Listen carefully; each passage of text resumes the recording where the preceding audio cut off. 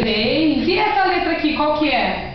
V de Vitor. V de Vitor. E esse número? O V de vaca. É o V de vaca também. E esse número? O 6. O 6. Muito bem, Flávio Vitor. Onde isso vai? Parabéns, Flávio! Mais uma vez. Onde é que isso vai? Flávio Vitor, quando eu disser onde é que isso vai aqui. Onde isso vai? Parabéns! Toca aqui. Muito bem, mais um erro, a gente tem que começar a contar de novo. Pode brincar. Você quer brincar com os números? Eu? Quero brincar com os números.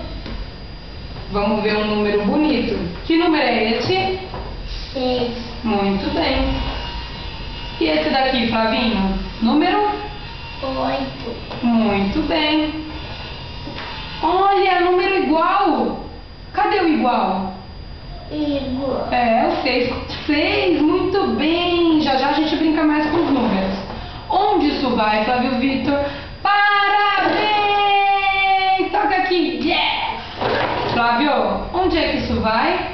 Flávio, olha pra tia Ju. Onde é que isso vai? Muito bem, Flávio Vitor. Espera. Onde isso vai? Flávio, quando eu disser onde é que isso vai aqui. Onde isso vai? Esse é aqui. Muito bem.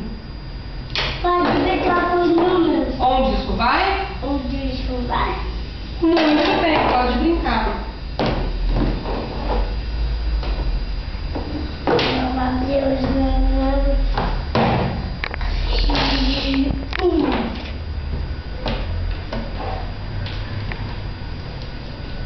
Põe aqui, pega o número 1. Cadê o número 1? Procura o número 1 pra mim. Ó, guarda o número 1. Guarda aqui o número 1. Isso, e a letra M? Você guarda a letra M? M de Maria. De Maria. Guarda a letra M. M de Maria. Muito bem, guarda a letra F pra mim agora. Bota a letra F. Muito bem, e essa letra qual é? Letra J. J de? J de janela. Janela, muito bem. De Ju também, né? É o meu nome. Flávio Vitor, onde isso vai?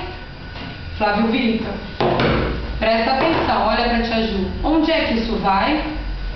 Parabéns, Flávio Vitor! Muito bom! Onde é que isso vai? E